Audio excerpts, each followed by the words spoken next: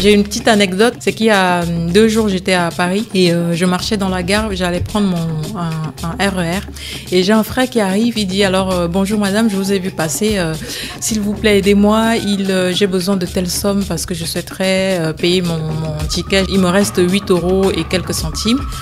S'il te plaît, les Blancs pensent que nous ne sommes pas solidaires, voilà, il faut quand même qu'on montre que nous sommes solidaires. Les Africains sont-ils assez solidaires ? Je vais poser cette question-là aux membres de l'association Les Enfants Monique, les Fous de Cœur, parce que la solidarité, eh bien, ils connaissent, puisque depuis 2016, ils militent pour plus de dignité humaine au Cameroun et sur le continent africain. Les membres sont camerounais et aussi d'autres pays africains. Ils ont lancé leur association en 2016 après le scandale de l'affaire Monique Oumatekel. Vous vous rappelez cette femme qui s'était fait éventrer par sa propre sœur dans la cour de l'hôpital à Quintigny, eh bien, dans le but désespéré de sauver les jumeaux qu'elle portait alors qu'elle-même était déjà décédée. Et malheureusement, on n'a pu sauver personne ce jour-là. Et donc, il y a eu un cri de cœur qui a été lancé par les membres de cette association, les Enfants Monique, les Fous de Cœur, afin que plus jamais cela ne se déroule ni au Cameroun ni ailleurs. L'Assemblée générale de l'association Les Enfants Monique, les Fous de Cœur se tient en début du mois de mai 2025 à Montargis, à quelques kilomètres de Paris. Et justement, j'ai eu envie de leur poser cette question-là. Est-ce que les Africains sont solidaires ? Je pense que oui, très solidaires même. Mais malheureusement, puisque cette solidarité-là n'est pas structurée, n'est pas organisée, elle n'est pas très visible. Et du coup, beaucoup de personnes ont tendance à croire que les Africains ne sont pas solidaires ou ne le sont pas assez.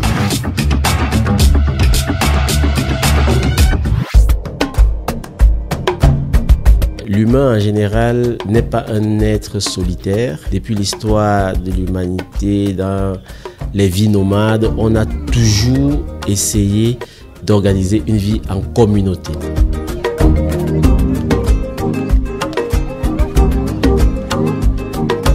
Donc la solidarité, elle est infinie, c'est dans les petits actes du quotidien. Penser à l'autre et se mettre également à la place de l'autre. Dans la solidarité, j'inclurais également l'empathie. Oui, nous sommes de naissance, je pense, des gens assez solidaires, assez généreux. Maintenant, c'est vrai que selon certaines situations, conditions de vie, tout homme peut être changé par rapport aux difficultés qu'il rencontre. La force d'avoir des objectifs et de rester fixé là-dessus est qu'on peut s'accorder même sur les divergences et essayer d'avancer pour atteindre les objectifs communs, qui nécessitent une certaine solidarité. Maintenant, le problème de la solidarité, comme toute chose, il faudrait que ce soit bien structuré, parce que c'est lorsque c'est bien structuré qu'on réussit à avoir des bons résultats. Oui, d'antan, il y avait une solidarité qui existait, sans ce côté matérialiste. C'était donner sans attendre un retour. Au fur et à mesure que le temps passe, on sent que cette solidarité se perd et n'existe même plus pour moi. Tout est devenu intéressé. Les gens sont devenus intéressés. Nous, ce qui nous intéresse là, c'est la solidarité dans l'action. Qu'est-ce qu'on fait quand on a un être qui est dans le besoin ? Franchement, pour moi, les Africains sont même très très solidaires. Si la solidarité était plus disciplinée, l'impact pourrait être beaucoup plus important en Afrique. Pour moi, oui, c'est un gros oui. Donc, les Africains sont très solidaires. Et cela s'explique avec le fait qu'on a assisté plusieurs personnes vivant dans des conditions très précaires au niveau du Cameroun. Et cela s'étend aussi en dehors du Cameroun, où on a pu assister des personnes en Côte d'Ivoire, au Burundi, au Togo, au Bénin, et même au Koweït. Ça peut paraître surprenant, mais il fut une période où plusieurs femmes africaines étaient esclavagisées au Koweït. Et donc avec l'aide, pas seulement des Camerounais, donc beaucoup d'autres Africains, on a dû payer des billets d'avion pour refaire rentrer ces personnes-là en Côte d'Ivoire et au Cameroun.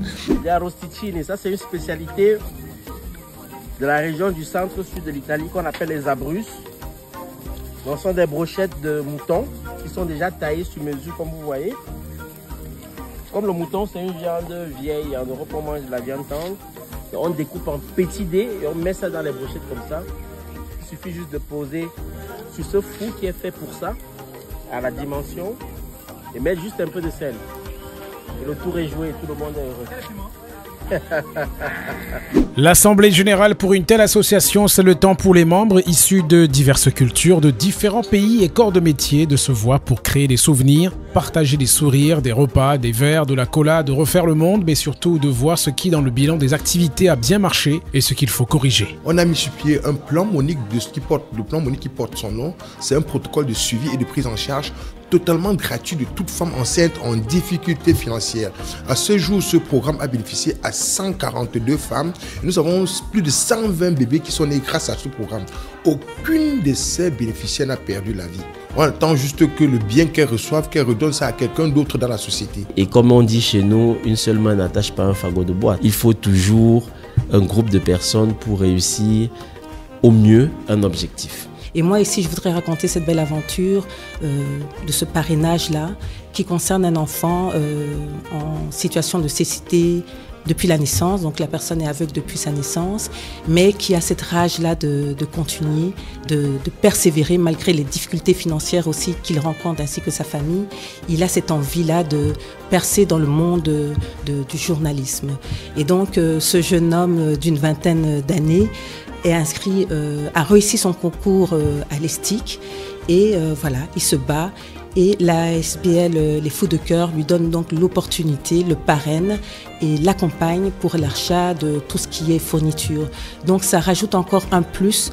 En 2024, l'association a encore aménagé des toilettes dans un orphelinat, soutenu la prise en charge médicale de 16 femmes enceintes, impacté des bénéficiaires dans de nouvelles localités au Cameroun et aussi au Burundi, au Bénin, en plus de la Côte d'Ivoire, scolarisé 10 enfants en maternelle, 25 au primaire et au secondaire, 5 étudiants en école supérieure spécialisée, des futurs ingénieurs en menuiserie ou en informatique, des futurs stylistes, des futurs journalistes, des futurs professionnels de la santé, portant à 350 le nombre de personnes envoyées à l'école depuis 2017. Les résultats aujourd'hui nous montrent qu'on avait raison de croire en eux, vu que beaucoup excellent dans leur domaine. On a des tableaux d'honneur, on a des félicitations du jury, on a des soutenances avec des très bonnes moyennes. Et donc ces enfants-là, plus tard, quand ils sont dans la vie professionnelle, ils s'en souviendront en fait de cette main tendue qu'ils ont reçue quand ils étaient plus jeunes. C'est un grand plaisir. Je n'ai pas les mots pour expliquer le plaisir que je ressens actuellement. Nous nous sommes retrouvés, nous avons la même vision, le même combat. Et c'est ainsi que l'association est née et nous faisons des choses merveilleuses. Les Fous de Cœur envisagent un avenir toujours plus grand avec davantage de réalisations et certainement de nouveaux membres. Le ndolé, c'est un mets royal camerounais. Il est très très bon, mais si on vous donne une feuille de ndolé tout seul, vous ne pouvez pas la manger. Mais quand on lave le ndolé, on met les arachides, on met les oignons, on met le sel, on met les crevettes, ça devient un mets royal et c'est délicieux. Il faut dire que même le plus petit apport compte. C'est l'union qui fait la force. Si on me pose la question, est-ce que l'Africain est solidaire? J'ai envie de vous dire, regardez les Fous de Cœur et vous aurez la réponse à votre question. Pour sauver la mère et l'enfant, rejoignez-nous!